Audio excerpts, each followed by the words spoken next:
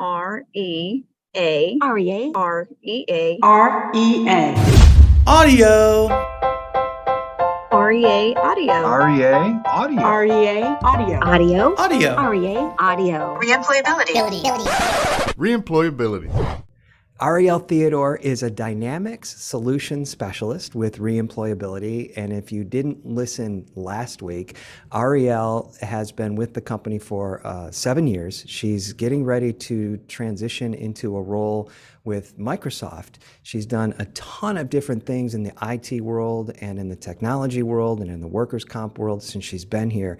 And we wanted to talk to her this week and get a little bit more of her perspective on where technology is going and ways to get people to kind of embrace technology when you don't feel like they necessarily are going to do that.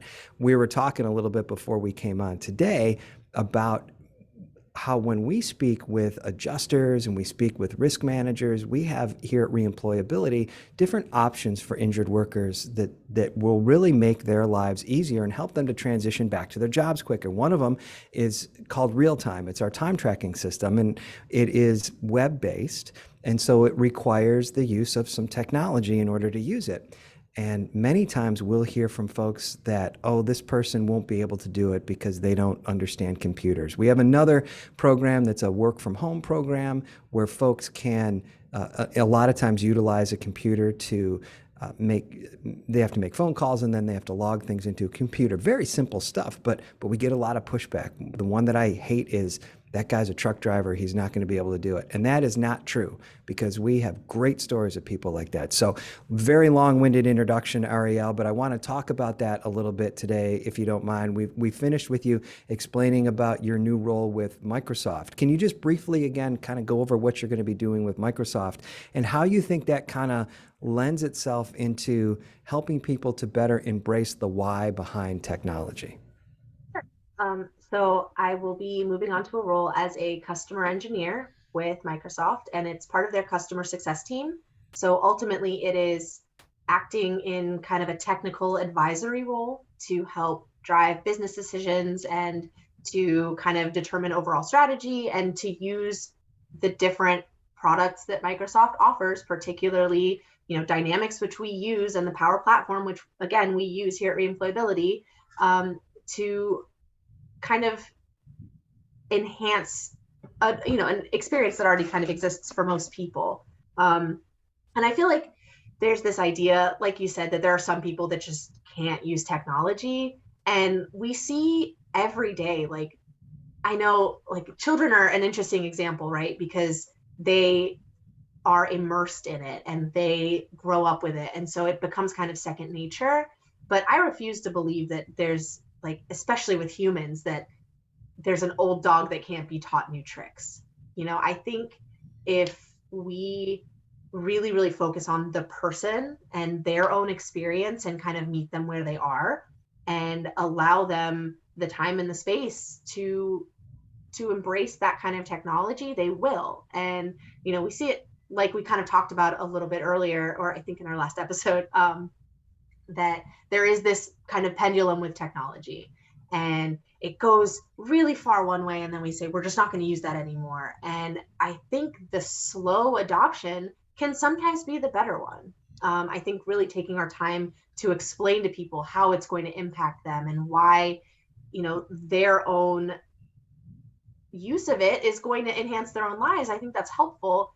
And, being enthusiastic about it never hurts. There's this idea of, like, technical evangelism. It really takes someone being excited about the technology, but also understanding the impact it's going to have on every different kind of person that's using it, to kind of get that message across. So I think that's part of the importance in user adoption, is having someone who's going to be not only a champion for the tech, but a champion for the end user. Mm-hmm. The workers' comp world has traditionally been slow to adopt new technologies. It's been my experience since I've been here that there's some things that we would love some of our partners to be able to do that they're not necessarily ready to move forward with for whatever reason. What are some of the technologies that you see in the next 5 to 10 years that you think would be very helpful for folks in this industry in the workers' comp world, whether they're a risk manager at a company or they're an adjuster or an account executive at a carrier or TPA, what are some of the things that you think are down the road that are going to be helpful that we should keep our eyes out for?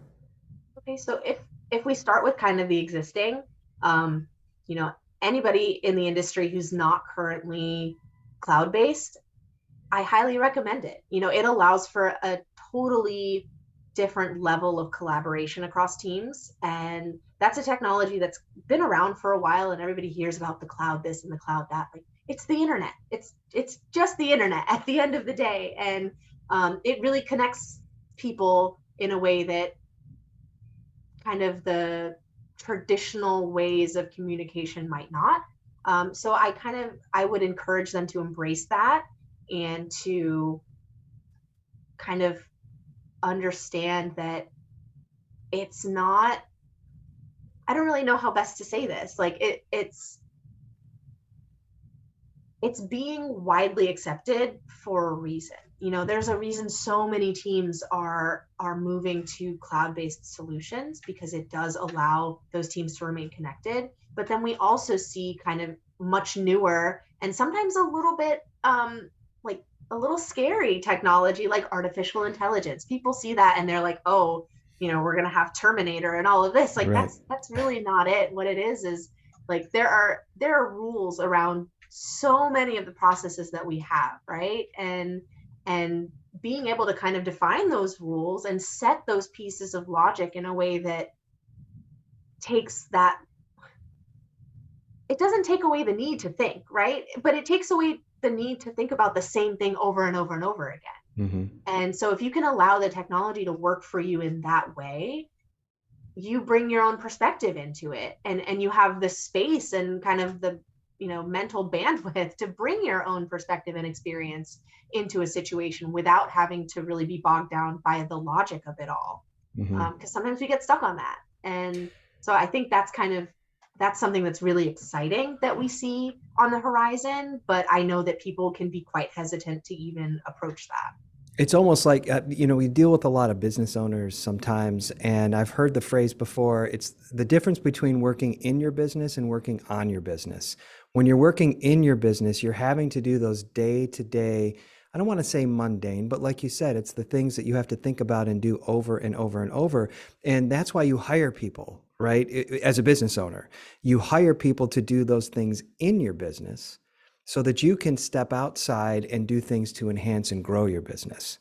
Two very different things. And that's how I kind of see AI, is it gets those things that are able to be done by not an employee, but able to be done by someone who's not going to make decisions, not going to make informed decisions, just going to do what it's told. Does that make sense? Yeah. Right. So if you can get something, AI, doing what it's told to do, you don't have to worry about that. And you can step out and try to think of different things to do that are going to enhance your business. And you can So it's focus on not the a scary judgment thing. calls. What's that? You can focus on those judgment calls. Exactly. Like, Yes. that's something that we kind of very uniquely as humans can do. Like, we have this, not only our own individual consciousness, but there's this like kind of collective consciousness as humans. And I feel like that's not,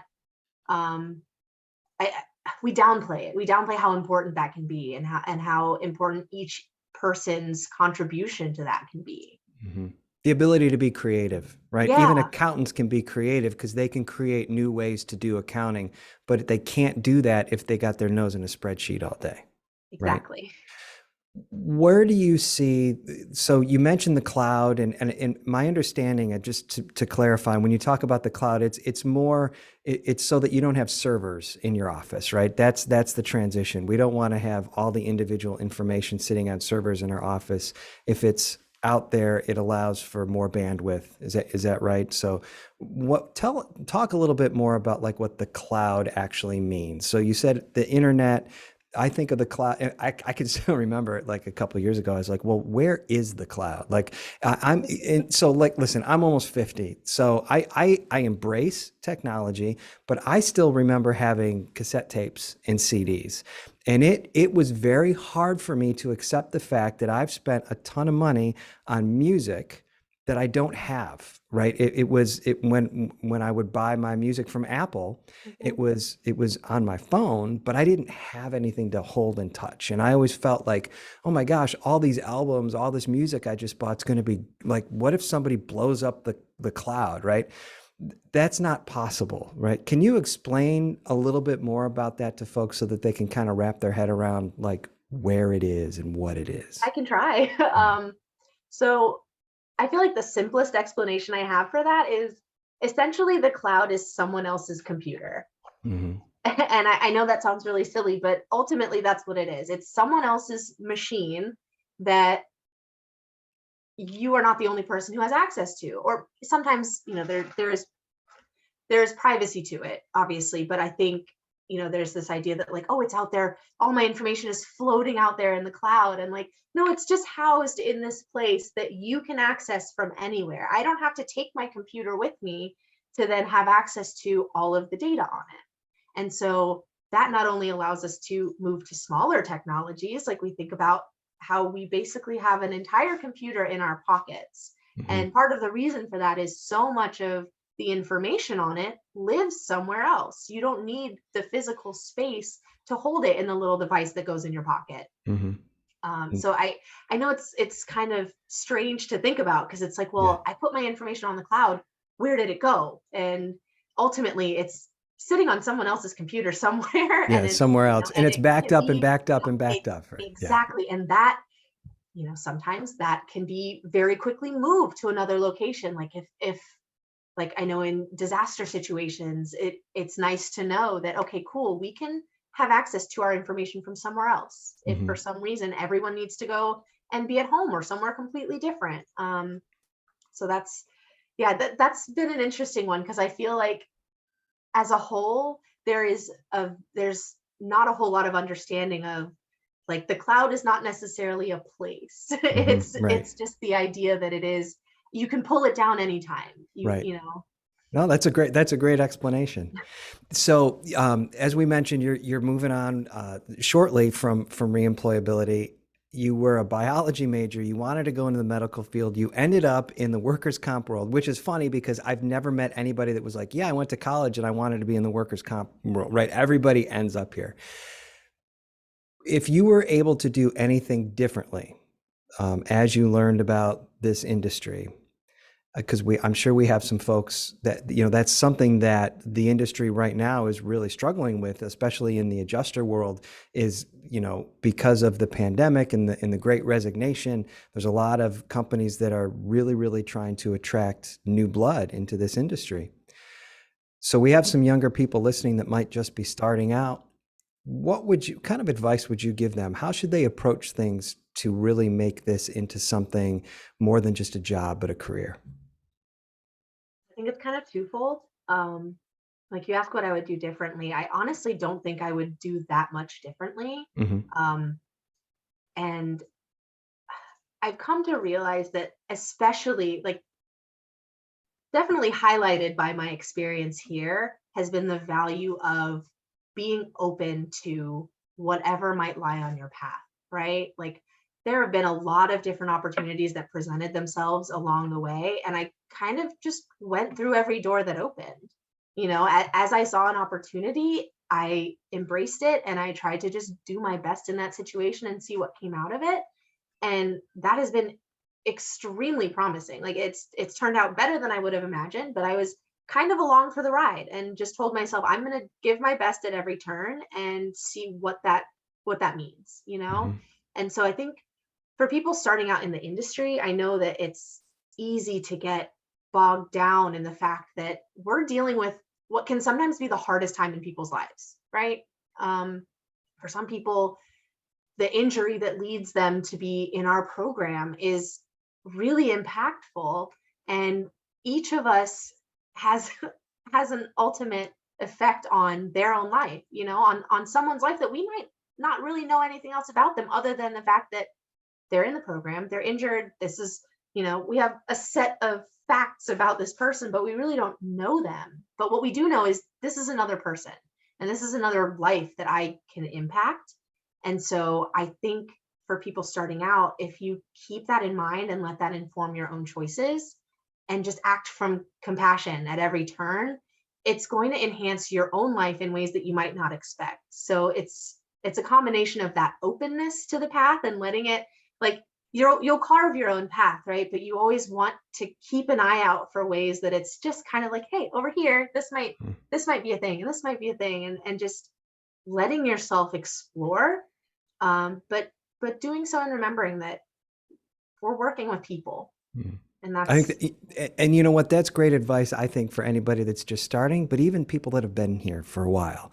You always have to keep a fresh perspective and have to keep things freshened in your mind so that you can continue to do a compassionate job. So that's awesome. Thank you so much, Arielle.